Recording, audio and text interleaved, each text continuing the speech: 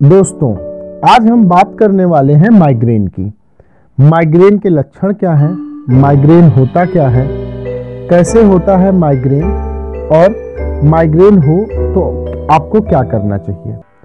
आज का यह video doctor Achal Kumar Srivastava, professor department of neurology AIIMS, doctor Ish Anand, vice chairman department of neurology Gangaram hospital, doctor Sandeep Chatrath, CEO Dharamshila hospital, Sunita Rai Chaudhary, chief dietitian, BLK super speciality hospital से बातचीत पर आधारित है।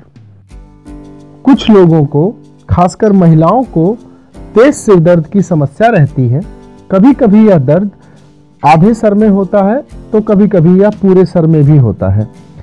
तेज ठंड, तेज आवाज, तेज धूप आदि में यह दर्द बढ़ जाता है। एक बार शुरू होने पर दर्द 2 से 3 दिन तक रहता है। सिर दर्द की दवा लेने पर थोड़ी राहत मिल जाती है, लेकिन यह पूरी तरह ठीक नहीं हो पाता। परेशान होकर लोग डॉक्टर के पास जाते हैं और डॉक्टर जब जांच करता है तो बताता है कि यह माइग्रेन है और इसका पक्के तौर पर कोई इलाज उपलब्ध नहीं है। लेकिन परेशान होने की जरूरत नहीं है, क्योंकि यह दर्द जानलेवा नहीं होता और काफी लोगों को होता है। फिर ध्यान रखें तो इससे काफी हद तक बचा जा सकता है। तो आइए आज बात करते हैं कि माइग्रेन होता क्या है। माइग्रेन सरदर्द की बीमारी है। आमतौर पर यह दर्द आधे सिर में होता है और आता जाता रहता है। कई बार सर के दोनों तरफ भी यह दर्द होता है।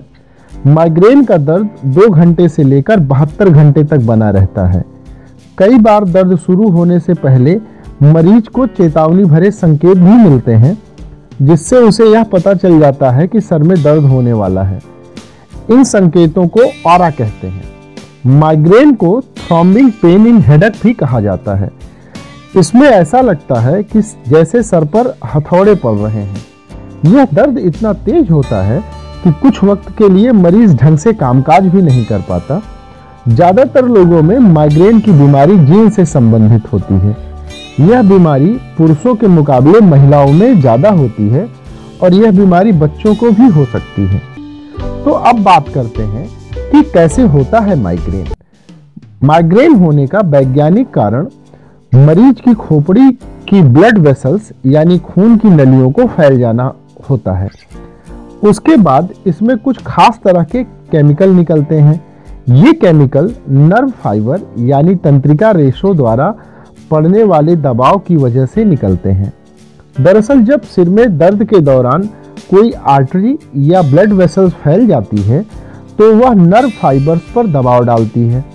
इस दबाव की वजह से केमिकल रिलीज होते हैं, जिसमें ब्लड वेसल्स में सूजन, दर्द और फैलाव होने लगता है। इस स्थिति में मरीज को बहुत तेज सरदर्द होता है। और भी कई सारी वजहें हैं माइग्रेन की, जैसे एलर्जी, टेंशन, तेज रोशनी, तेज सुगंध, तेज आवाज, धुआं, सोने का वक्त तय न होना, व्रत, अल्कोहल, अनियमित पीरियड्स और बर्थ कंट्रोल पिल्स। माइग्रेन के लक्षण क्या होते हैं? आमतौर पर हम सभी को कभी न कभी सरदर्द की शिकायत होती है। ऐसे में कैसे पहचाना जाए कि यह साधारण दर्द है या माइग्रेन के कारण होने वाला दर्द? माइग्रेन के कारण होने वाले सरदर्द की पहचान ऑरा से होती है। ऑरा यानी दृष्टि संबंधी परेशानी यानी विजुअल डिस्टर्बेंस, जिसमें रोगी को आंखों में रुक रुक कर चमकीली रोशनी, टेढ़ी मेढ़ी रेखाएं दिखाई देती हैं, आंखों के सामने काले धब्बे दिखाई देते हैं, स्किन में चुभन और कमजोरी महसूस होती है। इसके अलावा माइग्रेन के दूसरे लक्षण हैं, जैसे जी मचलाना, उल्टी होना, लो बीपी होना, रोशनी और आवाज से परेशानी होना आदि।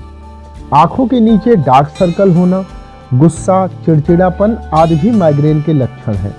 इनमें से कोई एक या ज्यादा लक्षण हो सकते हैं जिससे आप ये पहचान सकते हैं कि यह दर्द माइग्रेन का दर्द है। लोगों का ये भी मानना है कि उम्र बढ़ने पर माइग्रेन के दर्द में कमी होती है। क्योंकि माइग्रेन का कोई इलाज नहीं है, लेकिन ज्यादातर मामलों में 30 से 40 साल की उम्र तक आते आते यह कम हो जाता है, दर्द का लेवल और फ्रीक्वेंसी दोनों घट जाते हैं। करीब 50 से 60% मरीजों में माइग्रेन खत्म हो जाता है, लेकिन कुछ मरीज ऐसे भी होते हैं जिनमें 30-40 की उम्र के बाद भी माइग्रेन की तीव्रता कम नहीं होती। अगर महीने में मरीज को 1 या 2 बार दर्द होता है और उसके रूटीन पर असर नहीं होता तो माइग्रेन की स्पेशल दवा दी जाती है। 80 से 90% तक मरीज इसी कैटेगरी में आते हैं, लेकिन 10 से 20% मरीज ऐसे होते हैं जिनको तेज माइग्रेन की शिकायत होती है। इन्हें बार बार हेडेक होता है। ऐसे मरीज को प्रोफाइलेक्सिस मेडिसिन दी जाती है। मरीज को शुरुआत में कम डोज दी जाती है और एक लेवल पर लाकर उसे स्टेबलाइज किया जाता है। जब दर्द कम हो जाता है, यानी महीने में 1 बार हो जाता है, तो पेशेंट को 6 से 7 महीने तक उसी लेवल पर रखा जाता है और उसके बाद दवाओं का डोज कम किया जाता है और धीरे धीरे बंद कर दिया जाता है और इसी तरीके से माइग्रेन को कंट्रोल किया जाता है। माइग्रेन से महिलाएं ज़्यादा पीड़ित होती हैं। यह सच है कि माइग्रेन के 10 मरीजों में 7 या 8 महिलाएं होती हैं। इनमें दर्द भी तेज होता है। इनकी कई वजहें हैं, जैसे हार्मोनल चेंज। पीरियड के दौरान होने वाले हार्मोनल चेंज के कारण प्रीमेंस्ट्रुअल माइग्रेन यानी पीरियड से पहले होने वाले माइग्रेन काफ़ी कॉमन है। इस दौरान 4-5 दिन तक तेज दर्द रहता है। इसके अलावा महिलाओं के ऊपर घर बाहर की कई सारी जिम्मेदारियां भी होती हैं। इस वजह से वे काफ़ी सोचती हैं और तनाव में भी ज़्यादा रहती हैं। महिलाएं व्रत भी ज़्यादा रखती हैं और नींद भी कम लेती हैं। ये फैक्टर माइग्रेन को बढ़ावा देते हैं। आइए बात करते हैं माइग्रेन के इलाज के बारे में। माइग्रेन का कोई परमानेंट इलाज नहीं है, लेकिन यह भी सच है कि ना यह जानलेवा है और ना ही एक से दूसरे को फैलने वाला। अगर सरदर्द पैदा करने वाले कारकों की पहचान कर ली जाए और उनसे बचा जाए तो माइग्रेन को कंट्रोल किया जा सकता है।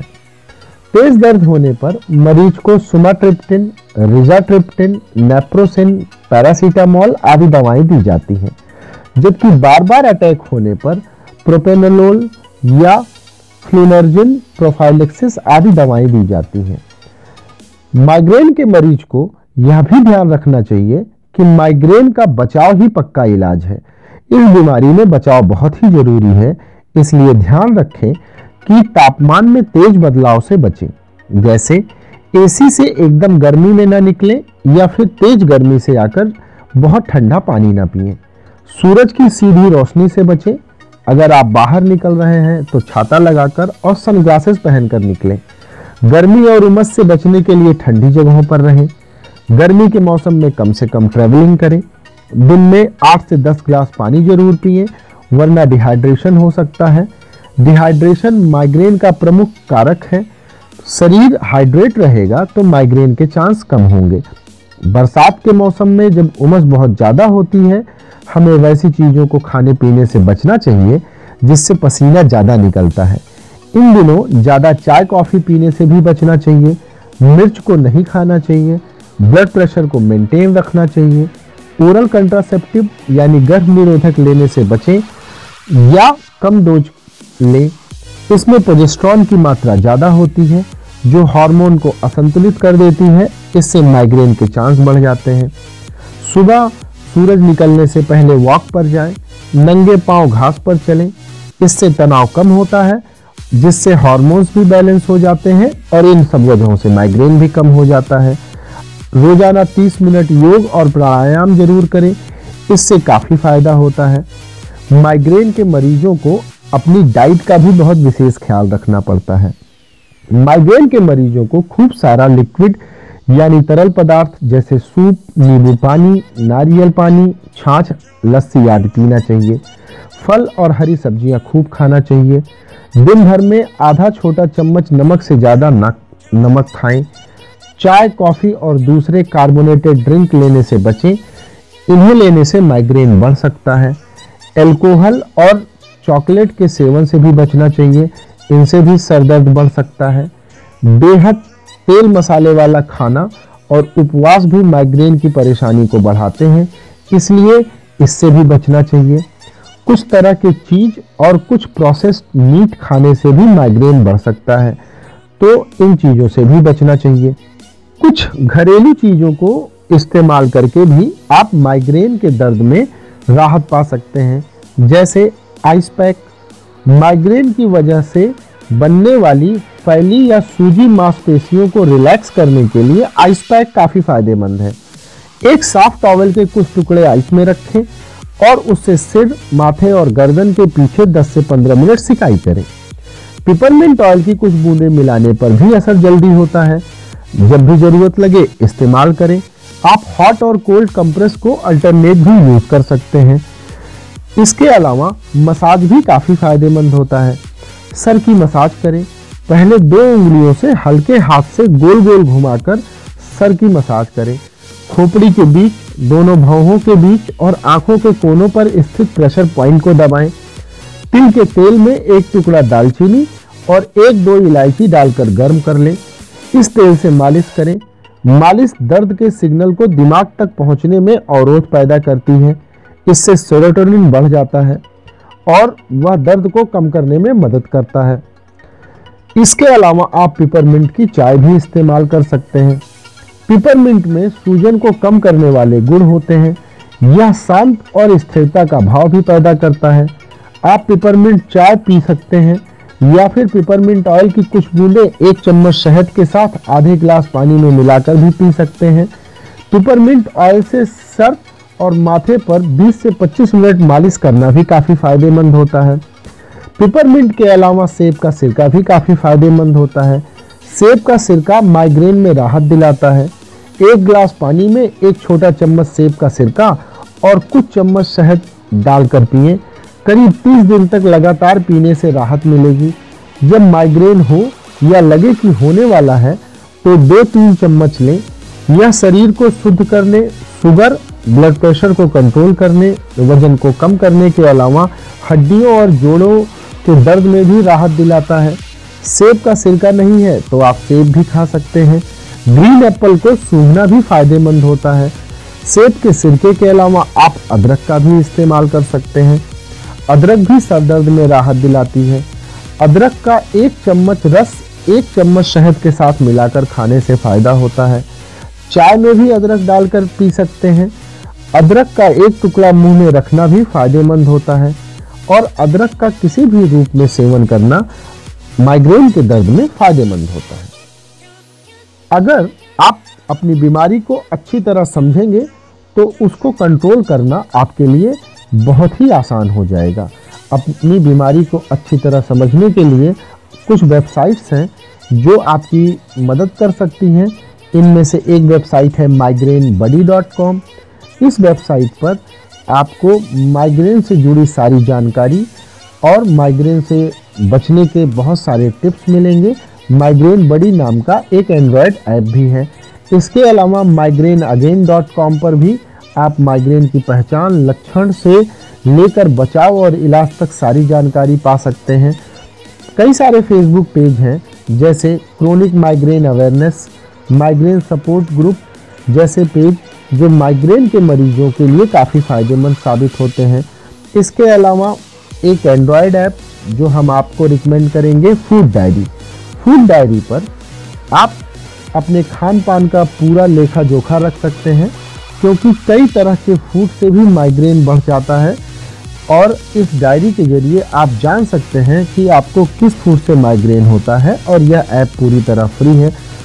अगर आप आईफोन यूज़र हैं तो आप आई हेडेक नाम का एक फ्री ऐप भी ले सकते हैं जिसके जरिए आप रिकॉर्ड रख सकते हैं कि दर्द कब बढ़ जाता है और कब नहीं, किस मौसम में दर्द की शिकायत ज़्यादा होती है और आप यह भी जान सकते हैं कि इस ऐप की मदद से आपको दर्द कब होने वाला है।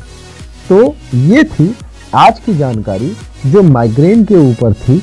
हमें उम्मीद है कि हमारे विशेषज्ञों की सलाह आपके माइग्रेन के मैनेजमेंट में फ़ायदेमंद साबित होगी और हम आपसे ये रिक्वेस्ट करना चाहेंगे कि इस वीडियो में बताई गई दवाएं बिना डॉक्टर के प्रिस्क्रिप्शन के आप बिल्कुल इस्तेमाल ना करें। यह वीडियो सिर्फ इंफॉर्मेशन के लिए है। अगर यह जानकारी आपको अच्छी लगी हो तो इसे अपने सोशल नेटवर्क पर शेयर करें और हमारे इस वीडियो को लाइक जरूर करें। इस तरह की अन्य जानकारियों के लिए आप हमारा चैनल भी सब्सक्राइब कर सकते हैं।